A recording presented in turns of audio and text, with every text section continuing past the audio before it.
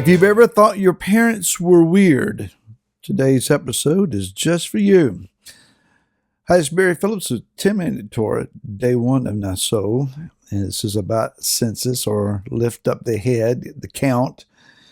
And we are in Bamidbar, in Numbers chapter 4. And we're going to begin with verse 21. That it says, And Yahweh spoke to Moshe, saying, Take a census also of the sons of Gershon, by their father's house, by their clans, register them from 30 years old and above, even to 50 years old, all who enter to perform the service, to do the service in the tent of appointment. This is the service of the clans of the Gershonites, in serving and in bearing burdens. They shall bear the curtains of the dwelling place, and the tent of appointment with its coverings, the coverings of fine leather that is on it, the covering for the door of the tent of appointment, and the screens of the courtyard, and the covering for the door of the gate of the courtyard, which is around the dwelling place, and the slaughter place, and their cords, all the equipment for their service, and all that is made for them, so shall they serve. Now, we would normally just kind of read through that and say, okay, what else? And you were looking for the good part. We just read the good part. What in the world can be found here for us? Well, as I was reading this, it dawned on me that the curtains, the appointed coverings of the tabernacle, they are for the purpose of maintaining separation. As you approach the tabernacle area, there was a white linen wall that went all the way around it. That was to establish the border between the common, which is the ordinary part of the camp, and the set apart. Once you went through the gate, this wall, curtain wall, and you walked around it and entered into the courtyard. Once you did that, you have just moved from a common area to a set apart area. If you've ever been maybe in a hospital and there is only certain places that you can go, that is in your common garb. At some points, you may have to put on a sterile gown of some sort and face masking and that kind of thing, because you're entering into a more precarious health situation area.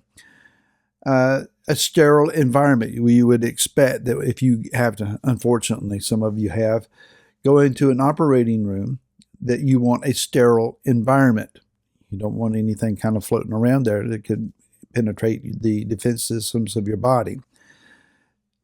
Yah is established that there are certain areas that is just not common for us.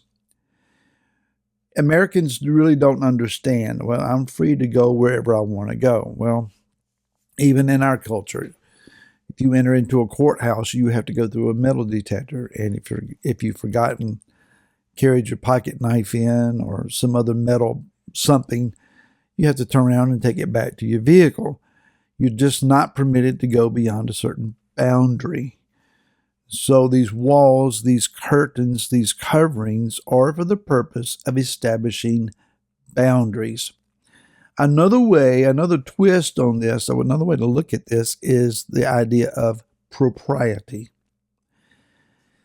This is not, again, a subject that we talk a lot about. There, in my early years, it was just understood there are certain things you don't do. It's just not proper. You had to observe the social norms and expectations pertaining to propriety.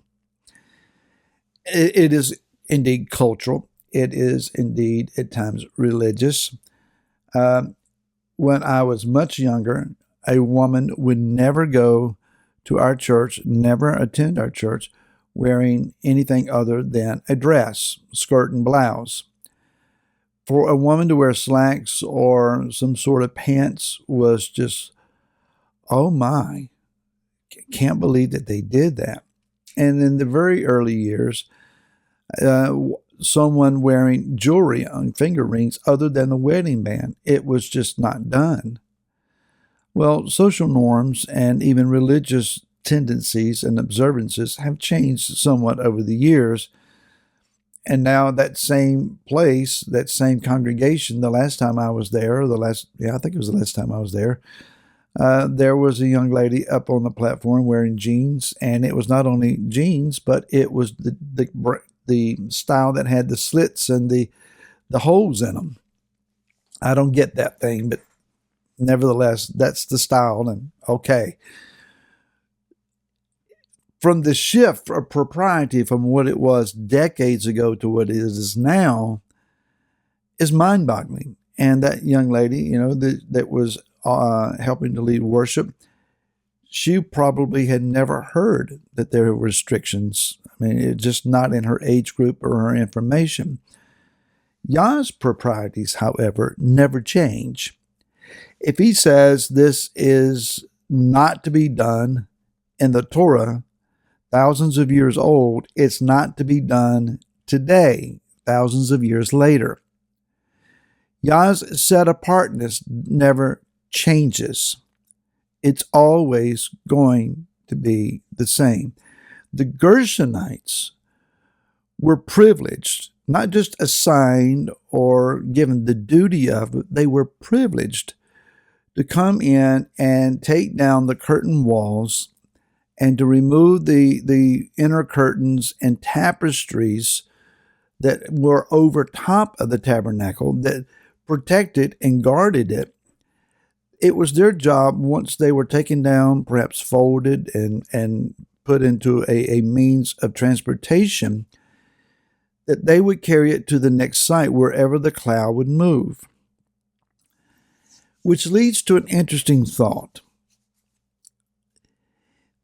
One might argue, well, boundaries should not be moved. If these tapestries and curtains and barriers were boundaries for us, cursed is he who moves his neighbor's boundary marker. Well, are not the Gershonites then moving the boundary markers? Different perspective. They're not moving them. They're transporting them. Another way of suggesting an analogy to that is that they were transferring them. I mentioned just a second ago about dress and the home church that I was raised in. Things did not remain the same because those values were not transferred from one generation to the other, but rather open doors were offered where there were some moderations, and moderations continued until they have achieved this current level. Where they might moderate to in the future, I don't even want to speculate. Things that were just not done, not just said, you just did, it was unthinkable in a previous or several generations, now are considered normal. It is the role and the responsibility of parents and even grandparents to transport Yah's values from one generation to the next, because we want to follow the glory, the Shekinah, the manifested presence of Yah from one location to the next. When Yah moved, his presence and its influence and its ability, its magnificence, its splendor did not diminish. It retained all of its full integrity and ability from one location to the other.